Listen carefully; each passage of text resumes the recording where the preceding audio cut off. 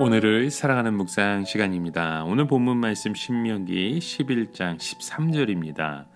내가 오늘 너희에게 명령하는 내 명령을 너희가 만일 청종하고 너희의 하나님 여호와를 사랑하여 마음을 다하고 뜻을 다하여 섬기면. 자, 우리 하나님께서 마태복음 6장 33절에 이 말씀을 우리에게 주십니다. 먼저 그의 나라와 그의 의를 구하라. 그리하면 이 모든 것을 너희에게 더하시리라. 무슨 말씀입니까? 바로 약속의 말씀을 주신 것입니다. 오직 하나님을 사랑하고 그분의 계명을 지키면 우리가 이 세상에서 복을 받을 수 있겠다는 겁니다. 어떻게 보면 우리가 하나님의 그 최고의 복을 받는 것 참으로 쉬운 것 같습니다. 다른 것은 아무것도 없이 오직 하나님만 사랑하고 하나님의 말씀만 부지런히 지키면 되는 것 아닙니까? 그러나 이것이 결코 쉬운 것이 아니었습니다. 하나님께서 그래서 오늘 본문에 이 말씀을 우리에게 강조해 주시는 거죠. 하나님을 사랑하고 하나님의 말씀을 지키는 것을 방해하는 것이 있다는 것을 알려주십니다. 왜 그렇습니까? 하나님이 바로 우리의 눈에 보이지 않기 때문입니다. 하나님이 눈에 보이지 않는데 어떻게 사랑할 수 있겠습니까? 또 하나님의 말씀이 인간의 지식보다 훨씬 못하게 느껴지기 때문입니다. 이 세상의 지식은 당장 우리를 똑똑하게 만들어주고 세상에서 써먹을 수 있는데 하나님의 말씀은요, 세상에서 우리를 마치 바보처럼 만들고 썩어먹을 수도 없고 아무도 알아주지 않는 것 같습니다. 그러나 가장 심각한 문제는 바로 우리의 그 본성이 하나님을 싫어하고 하나님의 말씀에 자꾸 반역한다는 겁니다. 우리가 하나님의 말씀을 한마디로 비유하면 두더지 잡기 게임이라 할 수 있습니다. 어려서 오락실 앞에서 두더지 잡기를 했던 그 게임이 기억이 납니다. 여기저기 구멍이 나온 그 두더지의 인형을 몽둥이로 때려서 맞추면 점수가 나오는 놀이기죠. 그런데 빠르게 두더지 인형이 나왔다 들어가면 그 머리를 맞추는데 정신이 없게 됩니다. 마찬가지로 우리의 마음속에 많은 그런 야망과 정욕과 더러운 그 죄의 두더지들이 있습니다. 이처럼 하나님의 말씀은 쉴 새 없이 우리의 머리를 때려서 그 모든 욕망과 죄악을 다 철저하게 두들겨 잡습니다. 우리는 하나님 몰래 죄도 짓고 욕망도 채워야 살맛이 나는데 이렇게 철저하게 우리의 욕망과 죄를 두들겨 잡으면 우리는 도대체 이 세상에서 무슨 재미로 살겠습니까? 우리가 하나님의 말씀을 지킨다고 한다는 것은 옛날에 천자문이나 사서 삼경을 외워서 과거에 시험을 치르듯 기계적으로 하는 것이 아니죠. 하나님의 말씀은 우리가 그것을 듣고 배울 때 우리를 완전히 변화시킬 수 있습니다. 우리 안에 있는 죄라는 죄를 철저하게 토해내어 만들고 우리를 하나님만 사랑하도록 만들어 놓는 것이죠. 즉 하나님의 말씀은 우리 안에 엄청난 변화를 일으킵니다.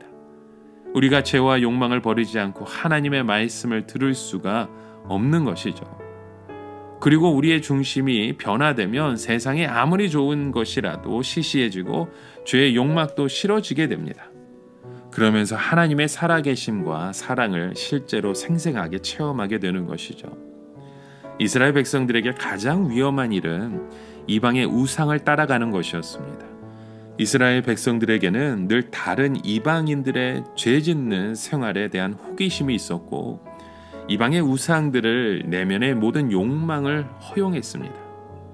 이스라엘 백성들은 이방 민족에게 좋은 것이었고 또 그들은 우상을 섬기면서도 잘 사는 사실에 혼란을 느꼈던 겁니다. 이론대로 한다면 이방 사람들은 하나님을 섬기지 않았기 때문에 이스라엘보다 더 비참해야 하고 더 못 살아야 하고 더 힘들게 살아야 하는데 오히려 정반대의 좋은 문화 수준, 좋은 물질로 풍요했던 그들의 모습을 보았던 것이죠. 단지 이방인들의 흠이라면 도덕적으로 문란하고 하나님을 섬기지 않는 것이었습니다. 여기서 이스라엘 백성들이 많이 헷갈렸던 것입니다.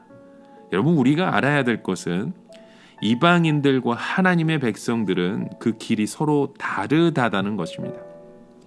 이것은 열차가 선로를 따라 전혀 다른 길을 가는 것과 같습니다. 하나님의 백성들은 세상 사람들이 아무리 공부를 잘하고 물질적으로 잘 살아도 그것을 부러워해서는 안 됩니다. 왜냐하면 그것은 하나님이 우리에게 주시는 복이 아니기 때문입니다. 하나님께서 우리에게 주시는 복은 따로 있습니다. 만약 하나님의 백성들이 우상의 길을 따라가면 이방인이 되는 것이 아니라 완전히 멸망해 버릴 수밖에 없는 것입니다.